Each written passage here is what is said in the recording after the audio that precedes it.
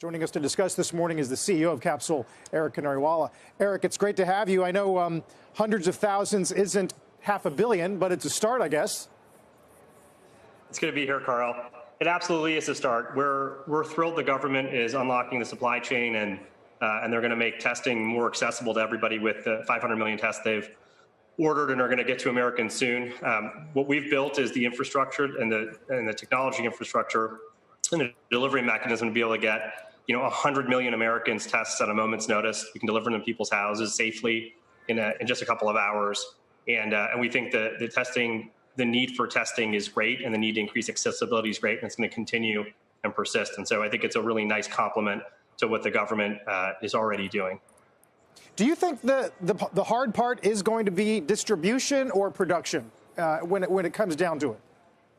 I think it's going to be both, and I think they work together, and it's important that we have adequate and ample manufacturing capacity, but then we have to get them in people's hands, and that's the most important thing, is to be able to get tests in people's hands when they need them right away so that they can take the appropriate actions based on what the test results are. And one of the really important things that we believe in and why we think we're really well positioned to continue doing the distribution of tests is, everything we do is wrapped in a clinical layer.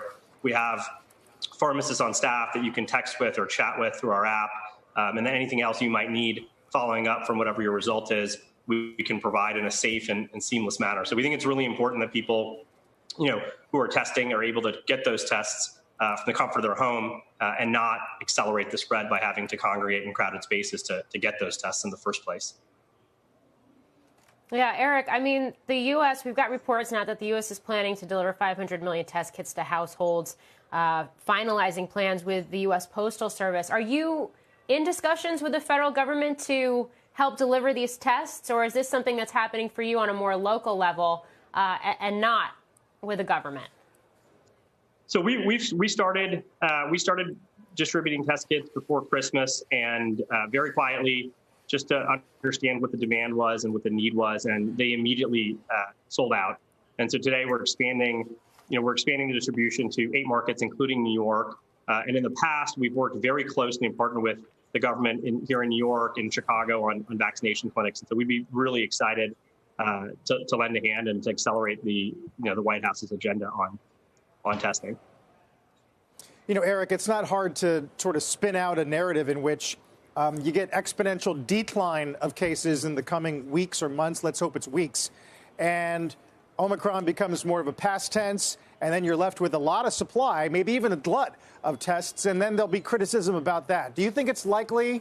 And even if it happens, is this all still necessary, do you think?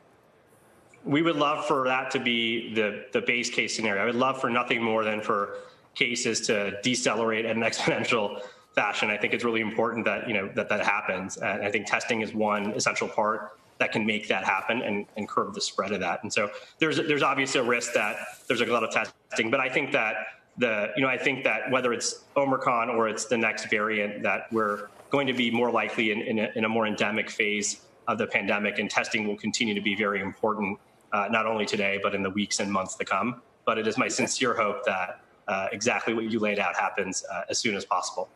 Yeah, no, maybe we become habitualized and better prepared with each successive wave. Eric, thank you for your work. It's good to see you. Eric Kanariwala joining us from Capsule.